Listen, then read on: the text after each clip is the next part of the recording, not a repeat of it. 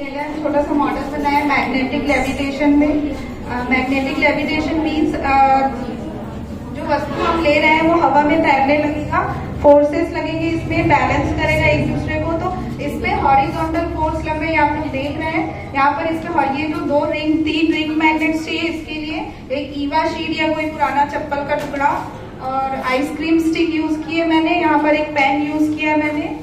जो दो ring magnet मैंने लगाए हैं, हमको यहाँ पर ऐसे लगाना है इसको कि पेन के ऊपर जो मैग्नेट है वो उसको अट्रैक्ट करे, जो कर्व सरफेस है वो, और जो फ्लैट सरफेस है वो रिपल्स करना चाहिए, ठीक है। और इसके ऊपर जब हम इसको लगाते हैं तो इसमें दो टाइप के फोर्सेस लगते हैं, हॉरिजॉन्टल फोर्सेस और वर्टिकल। हॉरिजॉन्टल में ये जो कर्व सरफेस है ये पेन को अपनी तरफ खींचता है। जब ये यहाँ पर हमने आइसक्रीम स्टिक लगा के इसको रोक दिया है, यहाँ पर एक फ्रिक्शन फोर्स लग रहा है जिसकी वजह से ये यहाँ पर आगे नहीं जा पा रहा है, ये हॉरिजॉन्टल फोर्स है। और वर्टिकल फोर्स मींस इस पर एक ग्रेविटी लग रही है नीचे की ओर, जो उसको नीचे की ओर खींचना चाह रहा है, लेकिन जो इसका फ्लैट सरफेस है वो रिपल कर रहा है इसको। तो रिपल्शन फोर्स जो ऊपर की ओर लग रहा है वो उसको बैलेंस कर रहा है, इसलिए ये हवा में तैर रहा है। ये जो प्रिंसिपल है इसको यूज करके चाइना में एक ट्रांस रैपिड करके ट्रेन बनाई गई है, जिसमें वो पटरियों के ऊपर दौड़ती है, उसमें फ्रिक्शन कम रहता है। 750 किलोमीटर पर आवर की स्पीड से वो चलता है। जापान में भी एक ट्रेन बनाई जा रही है जो 600 किलोमीटर पर आवर की स्पीड से चलेगी। ये वाला भी सेम है, एक शो पीस की तरह इसको यूज किया जा सकता है। और एक और बनाया था मैम इलेक्ट्रोमैग्नेटिक इंडक्शन पे, पर ये अभी वर्क नहीं कर रहा है क्योंकि कल से उसको हम बाद में ऐसे करते।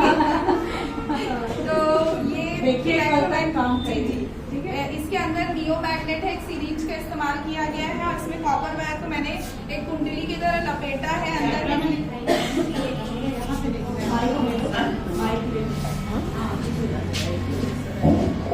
तो एक सीरीज ली गई है और इसके ऊपर कॉपर वायर को यूज करके मैंने पूरा लपेट के इसको एक कुंडली तैयार की है।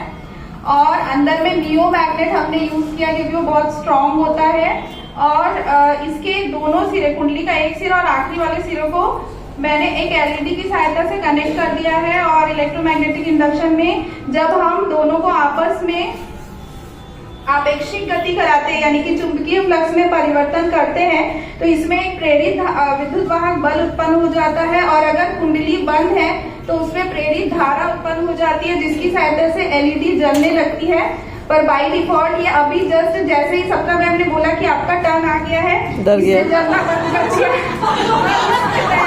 और इसके पहले सबने इसको हिला हिला के देखा, सब ये जल रहा था। तो मैं आप लोग को बोलना चाहूंगी कि मुझे थोड़ा टाइम चाहिए, आज रात में इसकी कुंडली को ठीक करना है और कल फिर से। एक्चुअली ये हम लोग की जिज्ञासा की वजह से भी हुआ कि